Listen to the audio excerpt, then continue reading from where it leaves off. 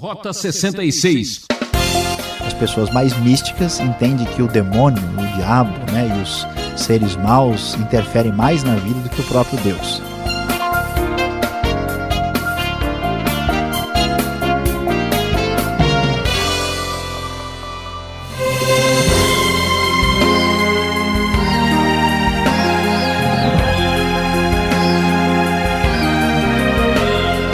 É com muita alegria que nos encontramos novamente para estudarmos a Bíblia. Aqui é Beltrão trazendo mais uma vez a série de estudos no livro de Salmos no seu programa Rota 66. Hoje o professor Luiz Saião destaca os Salmos 60, 61 e 62 para falar sobre o poder pertence a Deus. Você tem interesse em descobrir qual é o segredo da vida? Então venha com a gente explorar essas páginas sagradas para compreender que nenhuma grande vitória é possível sem que tenha sido precedida de pequenas vitórias sobre nós mesmos. Vamos lá? São apenas alguns minutos de reflexão com o Saião que já está no microfone. Ouça então.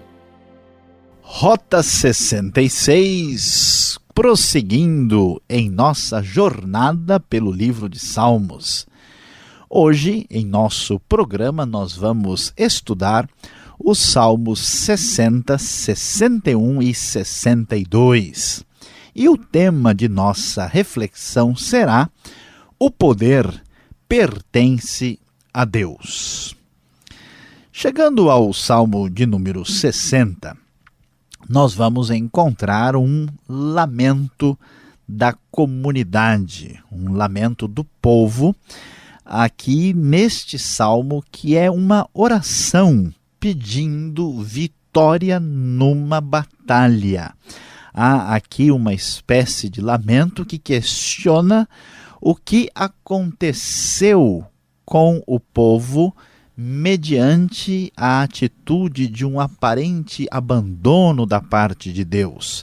Então nós vamos estudar o Salmo 60, vamos ver também o Salmo 61, que é uma espécie de poesia que manifesta uma confiança em Deus, uma busca de um refúgio, de uma rocha na qual o salmista pode colocar a sua segurança, e também ali vemos uma oração em favor do rei de Israel. E no Salmo 62 também temos um cântico que manifesta a confiança do salmista em Deus, reconhecendo a grande verdade que está presente nestes três salmos, que o poder pertence a Deus. Então, no Salmo 60, que tem um título muito grande, de acordo com a melodia, o Lírio da Aliança, é um salmo didático, também um poema epigráfico davídico, e o seu momento histórico apresentado aqui nos diz que quando Davi combateu Aram-Naharaim, que é uma região da Mesopotâmia, e Aram-Zobá, que é na região da Síria, e quando Joabe voltou e feriu 12.000 edomitas no Vale do Sal. E o Salmo, então, começa a nos dizer, conforme o texto da NVI, o seguinte: Tu nos rejeitaste e nos dispersaste, ó Deus. Tu derramaste a tua ira, restaura-nos agora. Sacudiste a terra e abriste-lhe fendas, repara suas brechas, pois ameaça desmoronar-se, fizeste passar o teu povo por tempos difíceis, deste-nos um vinho estonteante. Como podemos observar aqui, encontramos uma oração nacional que pede o auxílio da parte de Deus depois da nação ter sofrido alguma espécie de ataque militar. Quando lemos versículo de número 9 e também versículo 8, aparentemente o contexto sugere algum problema com os edomitas. E o que está acontecendo? Qual que é o contexto por trás desta composição poética? Deus é o Deus que tem aliança com Israel, e ainda mais agora em tempos da monarquia, a aliança de Deus se dá com o rei Davi. Então, o que está acontecendo mediante esta derrota, este conflito, esse problema de combate com as nações que estão à volta de Israel é um problema teológico difícil de resolver. Como é que Deus, que está do nosso lado, não esteve presente para nos dar a vitória? E então a única resposta, explicação é simplesmente uma: olha, Senhor, se isto aconteceu é porque tu mesmo permitiste. Tu és o Deus que tem todo o poder, é o Deus soberano, que domina todas as coisas. Não há nada que tenha acontecido que não tenha sido permissão ou até mesmo a ação direta de Deus. É interessante e é muito surpreendente observar que o salmista não enxerga uma outra fonte de referência para explicar as experiências negativas da vida. Ele atribui todos os momentos difíceis e complicados ao próprio Deus, e tem mais. Ele entende que Deus está no direito de agir assim, afinal de contas, porque ele é Deus. Há uma clara distinção óbvia entre Deus e o ser humano. Afinal de contas, o poder pertence a Deus. Deus tem o seu domínio sobre a história, sobre o tempo e sobre a vida de meros humanos mortais. E diante disso, resta contar com a misericórdia, com a graça de Deus. Daí a oração: restaura-nos, repara as suas brechas. E o texto até prossegue, versículo 5, por exemplo, diz-nos: salva-nos com a tua mão direita e responde-nos para que sejam libertos aqueles a quem amas.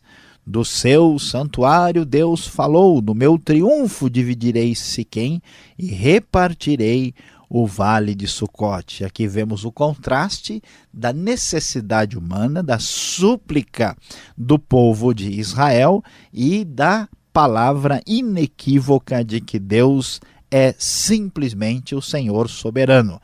Isto fica muito claro quando esta soberania e poder divino se manifestam não só sobre Israel, mas também sobre todas as nações. Observe só o que diz o Salmo 60 nos versículos 7 e 8. Gileade é minha, Manassés também. Efraim é o meu capacete, Judá é o meu cetro. Moabe é a pia em que me lavo, em Edom atiro a minha sandália. Sobre a Filístia dou meu brado de vitória. Deus domina sobre todo Israel, sobre a parte norte de Israel, destacada aqui, e também sobre as nações que estão ao redor do povo eleito. E o texto prossegue e nos diz: quem me levará à cidade fortificada? Quem me guiará a Edom? Não foste tu, ó Deus, que nos rejeitaste e deixaste de sair com os nossos exércitos? Dá-nos ajuda contra os adversários, pois inútil é o socorro do homem. Com Deus conquistaremos a vitória e ele pisoteará os nossos adversários. Não há dúvida de que o salmista entende claramente que o Deus soberano, sim, somente ele tem todo o poder. Todos os problemas são claramente atribuídos à ação e permissão divina. Todas as dificuldades têm a ver com a ação do Senhor na história, porque, afinal de contas, o poder pertence a Deus. Nos Salmos 61 e 62, nós vamos aqui encontrar um texto um pouco diferente, já que os dois são cânticos que manifestam a confiança em Deus. São duas orações que solicitam a misericórdia e a ação divina. O Salmo 61 começa, de acordo com o texto da NVI, a dizer: ouve o meu clamor, ó Deus, atenta para a minha oração. Desde os confins da terra eu clamo a ti com o coração abatido, põe-me a salvo na rocha mais alta do que eu. Pois tu tens sido meu refúgio, uma torre forte contra o inimigo. A confiança, a esperança de que todo abrigo seguro se encontra em Deus. Aparentemente, o salmista parece estar um pouco longe do seu ambiente normal. Ele diz que está clamando desde os confins da terra, parece estar distante, parece estar numa região limítrofe. Terra aqui se refere à terra de Israel. E é muito possível, de acordo com alguns estudiosos, que esse salmo tenha a ver com a pessoa de Davi no momento em que ele fugia do seu filho Absalão, naquela famosa rebelião no início da monarquia de Israel, nos tempos áureos, ainda no tempo do próprio rei Davi. E assim, ele prossegue orando a Deus como aquele em quem ele pode confiar. Deus é responsável por tudo e Deus também é a grande fonte de confiança. Por isso, a oração é a seguinte: prolonga os dias do rei por muitas gerações dos seus anos de vida.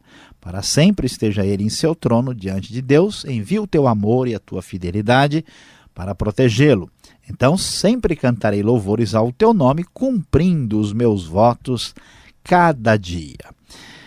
Chegando ao Salmo 62, aqui nós vamos observar que um detalhe significativo é ver que o salmo é composto ao estilo de Jedutum, o estilo da música que era cantado junto com esta composição poética. Este salmo também apresenta aí este cântico que manifesta a sua confiança em Deus. O salmista então diz: a minha alma descansa somente em Deus, dele vem a minha salvação. Somente ele é a rocha que me salva, ele é a minha torre segura, jamais será abalado. E assim o salmo prossegue dizendo que os inimigos, os homens maus, não terão como destruí-lo. Aqueles que o ameaçam não terão poder sobre ele. Convida a sua alma, no verso 5, a descansar em Deus e manifesta a sua esperança, porque Deus é a rocha que salva.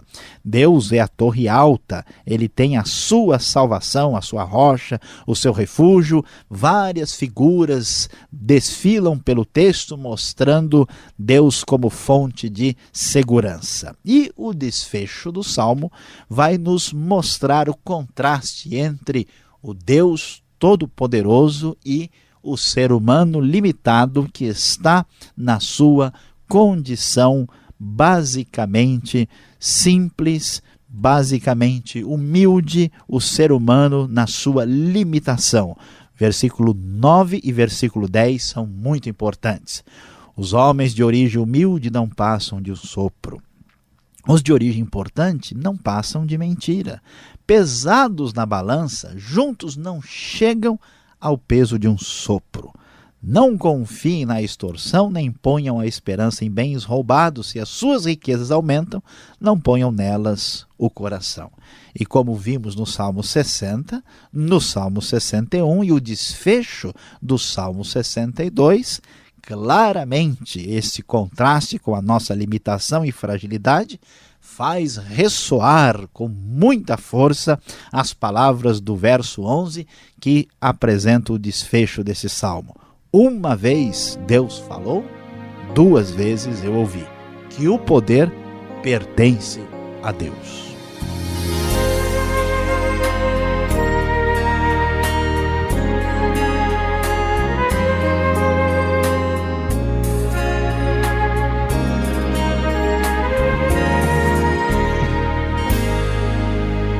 Esse é o programa Rota 66, o caminho para entender o ensino teológico dos 66 livros da Bíblia.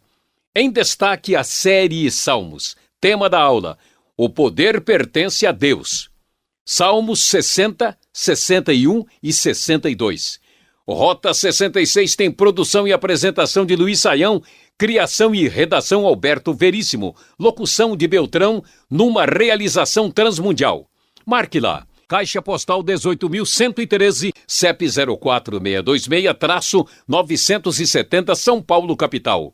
E-mail, rota66@transmundial.com.br. Você tem alguma pergunta? Ouça essa.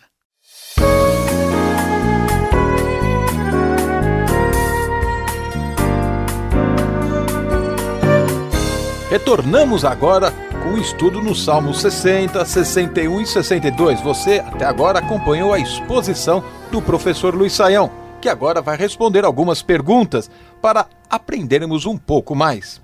Professor, qual o contexto histórico do Salmo 60? Quando isso de fato aconteceu? Eu vejo aqui na minha Bíblia uma introdução grande, falando de guerras. Pastor Alberto, de fato nós temos aqui o maior título do Saltério. Nós temos aí um título enorme com muitos detalhes, e a referência histórica mais específica que encontramos é quando Davi combateu Aram-Naharaim e Aram-Zobá, que são regiões que fica na Mesopotâmia, que é onde hoje é próximo onde está o Iraque, né? E também Zobá diz respeito à região da Síria. Na verdade, nós não temos todos os detalhes, mas há uma referência lá em 2 Samuel, capítulo 8, especialmente a partir do versículo de número 5, quando nós vemos a descrição das vitórias militares de Davi. Ele enfrentou ali Hadadezer, rei de Zobá. Nós temos essa referência. Agora, é interessante que lá no livro de Samuel, 2 Samuel, nós temos a referência histórica da vitória, da batalha, a vitória final, né? Nós temos ali o the end, né? O epílogo. E aqui nós vemos que o processo até chegar lá foi complicado. Então os detalhes que aparecem nos Salmos não são discutidos nos livros históricos. E aqui a gente vai ver como isso foi um processo complicado, dolorido. Eles parecem ter sofrido aí uma derrota inicial e que levou a essa composição poética, e então temos esta referência. E também há a referência depois de Joabe, que feriu 12.000 edomitas no Vale do Sal. Então esta composição faz referência às duas vitórias e são compostas e incluídas dentro do mesmo salmo, mostrando que o salmo está enfatizando aí o poder de Deus no momento quando as batalhas pareciam que iam ser muito problemáticas. Sim, agora o salmista, no Salmo 60 e na sequência, ele é um pouco estranho para mim, porque eu leio o salmo e eu pego essa leitura como se fosse pessoal para mim. E eu vejo isso, o salmista ele é um pouco inconstante. Ora ele está desprezado, Deus o rejeitou, se esqueceu. Ora ele crê, ora ele tem aquele entusiasmo, em Deus faremos proezas e etc. Por que essa inconstância frequente do salmista? Pois é, pastor Alberto, é uma coisa interessante para a gente refletir e pensar. É que a gente tem uma certa ilusão, né, de que nós é que seguramos o leme na mão, nós é que fazemos as coisas acontecerem. E na verdade, até mesmo quando a gente pensa nas pessoas que fizeram a obra de Deus na Bíblia, a gente imagina essas pessoas sendo especiais, diferentes, como se fossem super-heróis da fé. E quando a gente lê a Bíblia com atenção e com cuidado, a gente percebe que essas pessoas, como Davi, como Elias, né, como Noé, são pessoas frágeis, humanas. E o fato do Salmo mostrar toda esta fragilidade concorda exatamente com a teologia que aparece no final do Salmo 62 aqui. Olha, que o ser humano, né, quer seja ele importante, rico, quer seja ele simples, ele é absolutamente frágil e dado a inconstantes movimentos. E se nós temos a perspectiva correta, nós entendemos melhor as pessoas, nós entendemos melhor a nós mesmos e conseguimos encarar a realidade de frente. Então esta inconstância, veja só, é apenas um retrato de nós mesmos, é o espelho da nossa própria existência. Agora tá mal, uma gripe espiritual derruba mesmo, né? Pois é. Deus parece que rejeita o seu povo constantemente, como parece aí o salmista dizer isso. Será que ele faz isso com a gente também?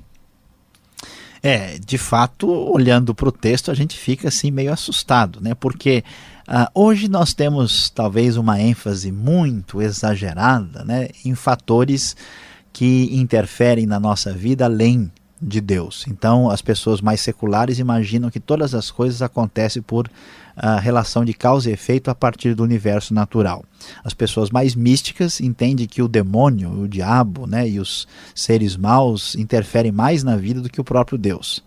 Já o salmista entende que a razão de ser da sua experiência, da experiência do povo, está ligada ao próprio Deus. Então, se a gente está passando por isso, não é possível que Deus não esteja sabendo. Não é possível que Deus esteja de férias, que Ele esteja em algum lugar. Ele tem a ver com isso. Ele tem responsabilidade nessa história. Agora, que bom saber disso. Quando ele percebe isso, ele não entende que Deus esteja fazendo uma maldade, que Deus esteja de alguma forma, né, tratando o seu povo de uma maneira perseguida. Deus pode estar disciplinando, Deus pode ter uma razão que é desconhecida, mas com certeza por trás de toda a dor e sofrimento, no mínimo há uma permissão divina, porque afinal de contas o poder pertence a Deus. Estamos falando aqui que o homem é frágil, né? Sua constituição. Se somos apenas um sopro e o poder agora pertence a Deus, como você coloca nessa exposição, então é Deus que faz tudo. Logo, né, as nossas escolhas não têm tanto valor assim, nem precisamos lutar por determinadas coisas, né? Pois é, pastor Alberto, veja, a nossa dificuldade ao ler a Bíblia é que nós temos uma mentalidade ocidental, moderna, e a gente pensa às vezes de uma maneira um pouquinho complicada e diferente. A gente imagina assim, se Deus faz, então eu não faço nada. Se eu faço, então Deus foi descansar. Mas não é bem assim. Quando a Bíblia diz que nós somos um sopro, o enfoque aqui é especialmente sobre a arrogância do ser humano, sobre a ideia de que nós temos o domínio e o controle das coisas. A gente perde a referência da realidade, né? Qualquer pessoa, por mais poderoso, rico, inteligente que seja, o sujeito aí estourou um vasinho dele e vai embora. A gente perde essa dimensão. Se as pessoas tivessem diante de si esse enfoque correto, claro, na mente o tempo todo, elas seriam mais humildes, mais cuidadosas, mais responsáveis, mas eles imaginam não, que eles viverão para sempre. Então, quando o texto assim fala que nós não passamos de um sopro, isso se refere à nossa temporalidade, à nossa fragilidade física, à nossa inconstância, à nossa limitação. E isso não quer dizer que nós não sejamos responsáveis, não quer dizer que nós não temos as nossas escolhas e que elas não são escolhas reais e que nós não temos a responsabilidade de interagir com a realidade de Deus. Tanto é que o versículo 10 traz muita luz sobre isso, porque ele diz: não confie na extorsão, não ponha esperança em bens roubados, se as suas riquezas aumentam, não ponha nelas o coração, mostrando que o salmista claramente sabe que nós somos responsáveis pelas nossas escolhas. Então, esse negócio de quando a gente descobre que Deus é totalmente soberano, que Ele é onisciente, que Ele é onipotente, que Ele é onipresente, que Ele é o Senhor de tudo, que Ele domina, e então isso quer dizer que eu não tenho mais responsabilidade, então o que eu faço não vale nada, é ir muito além do que o texto bíblico sugere. Nós não conseguimos relacionar com muita facilidade como essas coisas se combinam, porque são um mistério da fé, mas a grande verdade é que o poder pertence a Deus e você é responsável, as suas escolhas têm valor e Deus quer que você abra o seu coração para Ele, para a sua palavra, a partir da sua livre decisão, enquanto, ao mesmo tempo, o poder pertence a Ele. Obrigado, Sayão, como sempre, respondendo além daquilo que a gente humildemente coloca. Você que está nos acompanhando, se interessa pelo poder de Deus? Fique ligado, o professor tem uma palavra especial para você.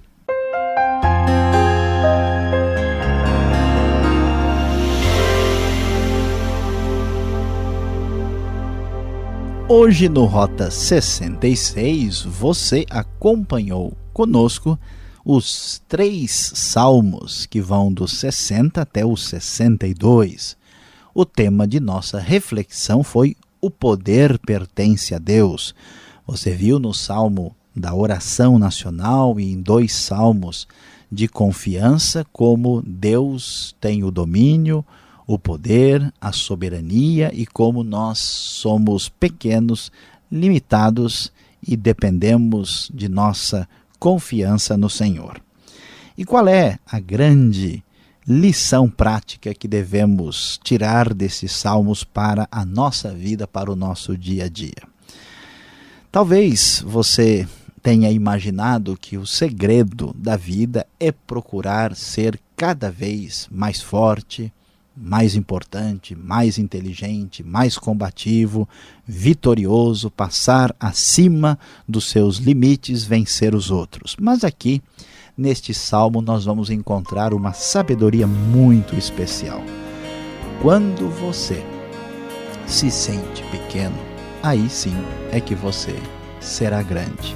Experimente orar sentindo-se como um grão de areia no universo, um pequeno pozinho no meio dessa criação, e lembre-se da grandiosidade, do poder, da soberania de Deus. Quando o seu coração captar a sua fragilidade, como você é pequeno neste universo tão extraordinário, aí sim você será grande.